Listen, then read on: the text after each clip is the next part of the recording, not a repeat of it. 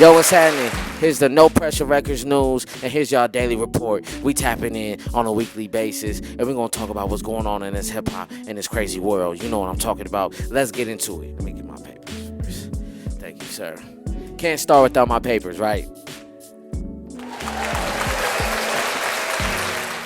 Here on the daily news report, we'll be going over current events and topics, what's going on in the culture, what's going on in hip-hop, what's going on at your mom's house, what's going on at your cousin's house, what's going on in the streets, and what's going on the gram. Drake, where are you going, Drake? Drake sells his $88 million. 88 million. 88 million. I can't even say the word because I can't even think about that amount of money. $88 million home, right?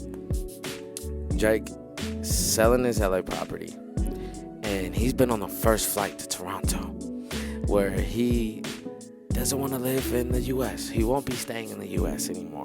Drizzy Drake. Did the boogeyman scare you out of LA?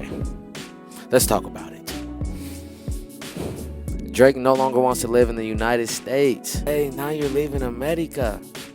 What happened? Selling all your properties this fast, it just seems a little suspicious. Now, we do understand that there was a shooting last week. There was a shooting a couple weeks prior on April 29th at the Weeknd's manager's house on the 17500 block of Jaden Lane. There was reports of a shooting, right? And if you see hear the clips of it, you can see the XO on the basketball court, and you can see where the chairs flipped over outside of the security stand. So there was a shooting, and the suspect 35 was shot, and remember seeing 3 suspects after being hit. He was in his guard shack working. And so fast forward a couple weeks, and there's a shooting outside of Drake's crib. And it seems like, with him getting cooked by Kendrick Lamar, this seems like a good way to end it. This is something serious, so this takes a lot away from the battle and what just happened, right? So it seems like okay, we kind of not forgot about it, but like, oh shit, somebody got shot at Drake's crib. That's a pretty big deal, right?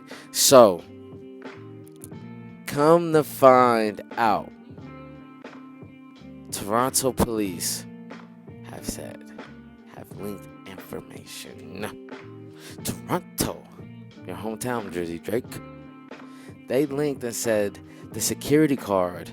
So watching the investigation, the security car that was on duty with the car in front of his house.